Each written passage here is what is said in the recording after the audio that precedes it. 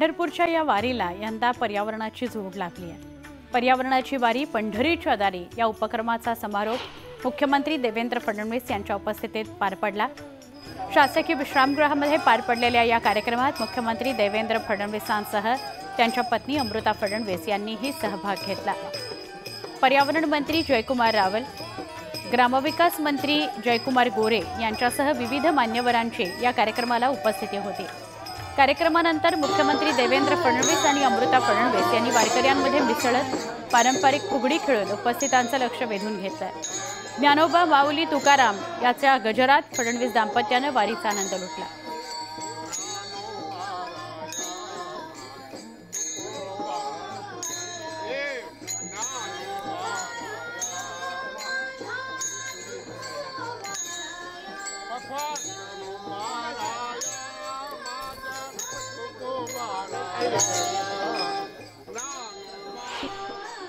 आज तुम्ही पूर्णतः रंगलेला होता, फुगडी देखील खेळली, आनंद घेतला तुम्ही, काय सांगा? खूपच छान वाटलं। याच्यात एक वेगळाच भावनिक खूप वेगळा फीलिंग असते या वारीत दरवेळेस, आणि तीच परत अनुभवली।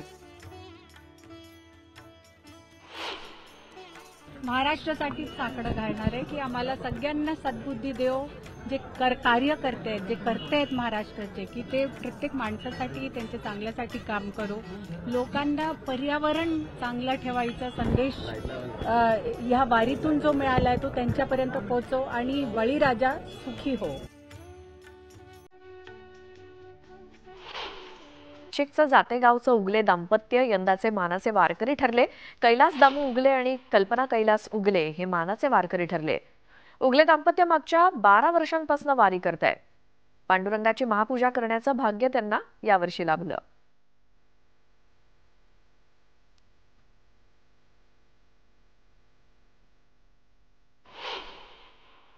नाशिक जिल्ह्यामधील हे उगले कुटुंब यांनी विचारही केला नसेल असं यांच्यासोबत आज घडलंय। ते मानाचे वारकरी ठरलेत आणि मुख्यमंत्री फडणवीस यांच्यासोबत त्यांनी आज महापूजा केली। माऊली, काय भारी वाटतं आज? लय भारी, लय भारी, लय असं मन भरलं आणि खूप गोड वाटतं। किती वर्षापासून वारी करता? 15 वर्ष।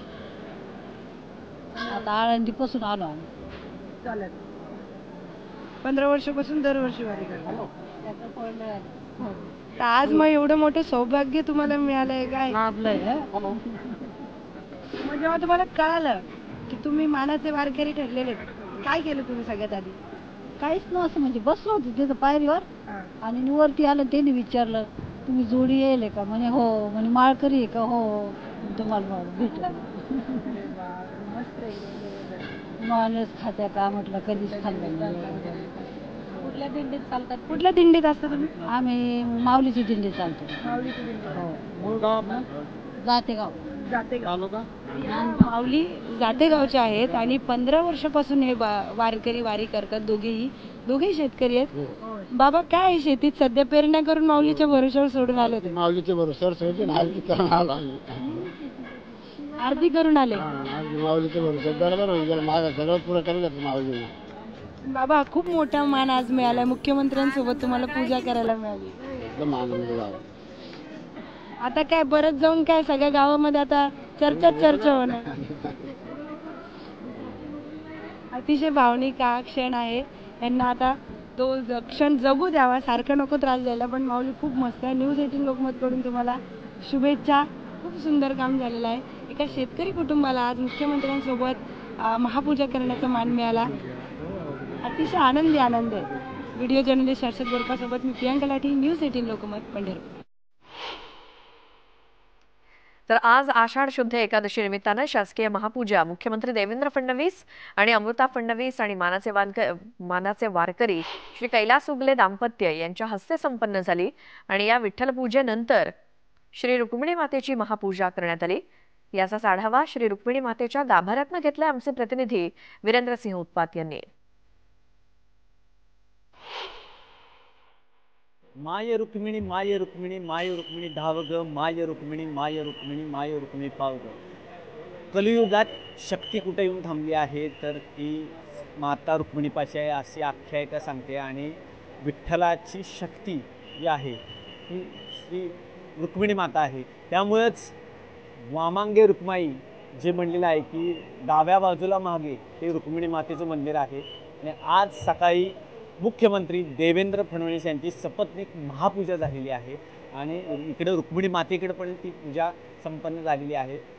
आणि बळीराजाला सुख शांती लाभो अशी साकडं विठुरायाला आणि रुक्मिणी मातेला मुख्यमंत्र्यांनी घातलेलं आहे. त्यांच्यासोबत मानाचे वारकरी होते. सर्व मानांचे वारकरी आणि मुख्यमंत्र्यांची आज ही पूजा संपन्न झालेली आहे. एकंदरीत संपूर्ण महाराष्ट्र सुजलाम सुफलाम होऊ दे अशी मागणी मुख्यमंत्र्यांनी केलेली आहे. देवाला साकडं घातलेलं आहे आणि जे महाराष्ट्रावरचं सगळं संकट आहे ते दूर होऊ दे असं त्यांनी देवाला मागणी केलेली आहे. व्हिडिओ जर्नलिस्ट अजित देशपांडे सोबत वीरेंद्र सिंह उत्पात, न्यूज 18 लोकमत, पंढरपूर. तर अवघे गरजे पंढरपूर, चालला नामाचा गजर. आषाढी एकादशी निमित्तानं पांडुरंगाच्या मंदिरात आकर्षक फुलांची आणि फळांची आज सजावट करण्यात आली आहे. प्रत्येक येणारा भाविक मंदिरात आल्यानंतर प्रसन्नतेचा अनुभव घेतोय. याच मंदिर सजावटीचा आढावा घेतला आमचे प्रतिनिधी सुरेश जाधव यांनी.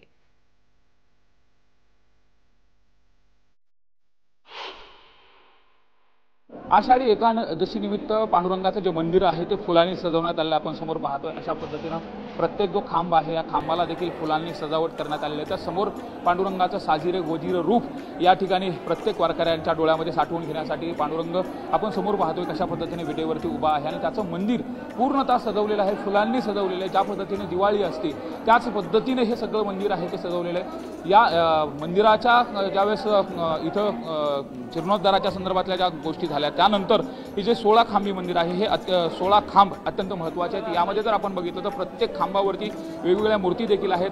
गरुड खांब देखील आहे. याच गरुड खांबाला प्रत्येक वारकरी आल्यानंतर आलिंगन देत असतो. प्रत्येक वारकरी आल्यानंतर या ठिकाणी नतमस्तक होतो आणि याच पांडुरंगाच्या मंदिरामध्ये रंग मंडप ज्याला म्हटलं जातं हाच रंगमंडप आहे. 16 खांबी आणि दगडी बांधकाम आहे विशेषतः. आणि हा खूप मोठा जो काही ऐतिहासिक ठेवा आहे आपण समोर पाहतोय, ज्या नक्षी काम केलेलं आहे ते देखील खूप मोठ्या प्रमाणात आहे. आणि आषाढी एकादशीच्या निमित्तानं प्रत्येक आलेला भाविक या मंदिरामध्ये आल्यानंतर पावन आणि पुनीत झाल्याची भावना व्यक्त करतो आणि त्या अनुषंगाने मंदिर प्रशासनाच्या वतीने देखील सुंदर पद्धतीने आज आषाढी एकादशी निमित्त मंदिर सजवलेलं पाहायला मिळत आहे.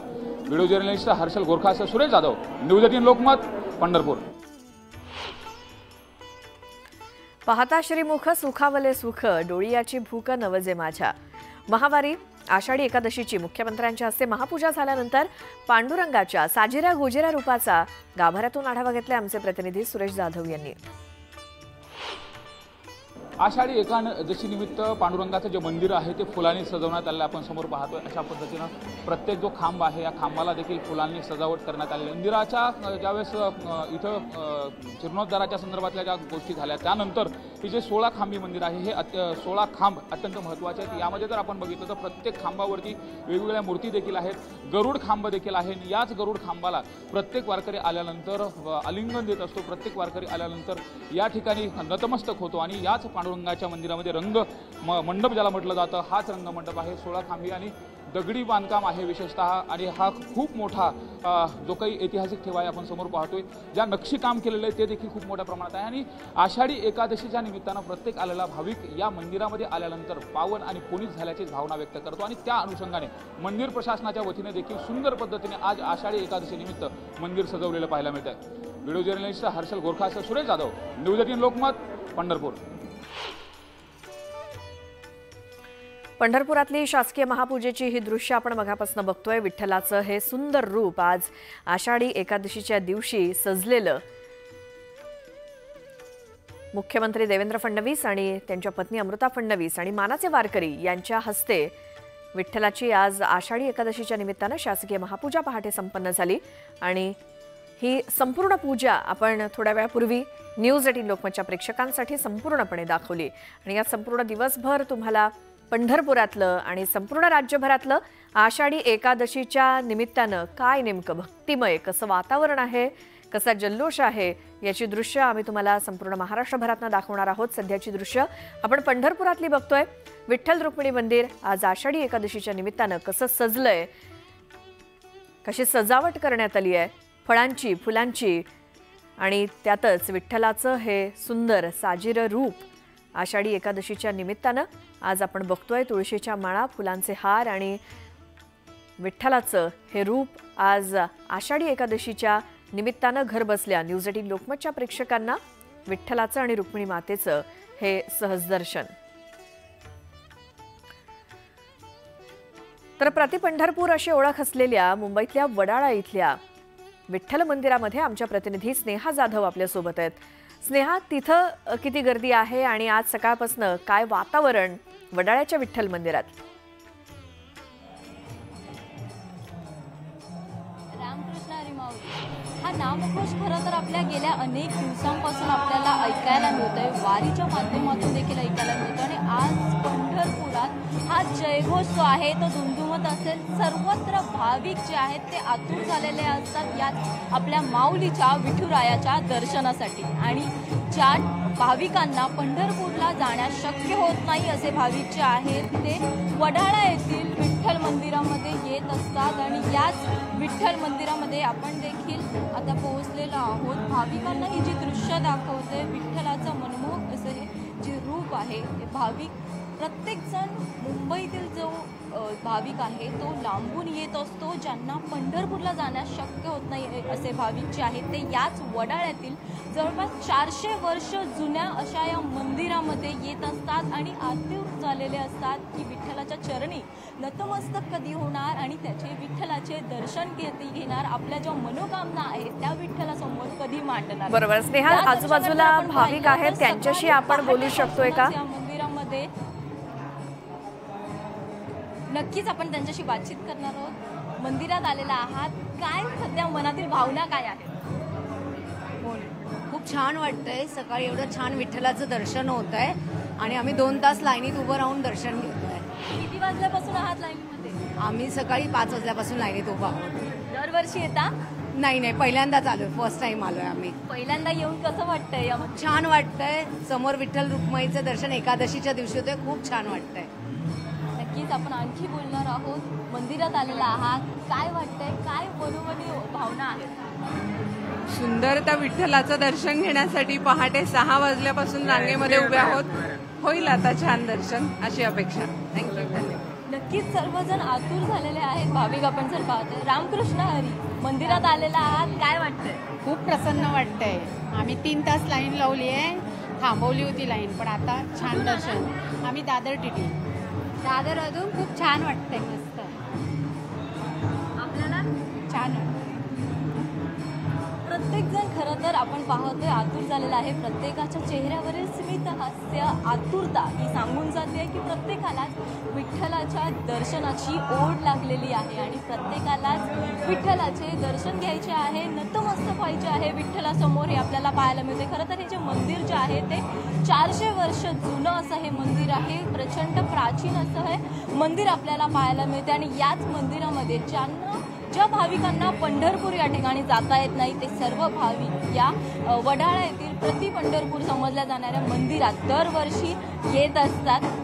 हे मंदिर फार जुनं आहे. कशा प्रकारे इथे आमची दिंडी आली, आमचे 1000 ते 1500 लोक आले आणि आम्हाला दिंडीचं दर्शन नाही झालं. ट्रस्टीने असं सांगितलं तुम्हाला फक्त कळसाचं. आम्ही मलबारी रोड 1500 लोक चालत आलो आणि सिनियर एसीपी बोलतात की नाही तुम्ही मुखदर्शन करा. मग आम्हाला कुठलं दर्शन? आम्ही एवढ्या लांबून कशाला आलो? आणि जर ह्यांना बोर्ड लावायचा होता तर ह्यांनी दर्शनासाठी लावायचं होतं ना. आणि आमचा नंबर पहिला होता, आम्ही एवढं चालत आलो आणि आम्हाला कुठलंच दर्शन नाही झालं, कुठला कार्यकर्ता नाही, या ट्रस्टी नाही. मग आम्ही करायचं काय? एवढं लांबून आलो, आम्हाला पांडुरंगाचं दर्शन नाही झालं.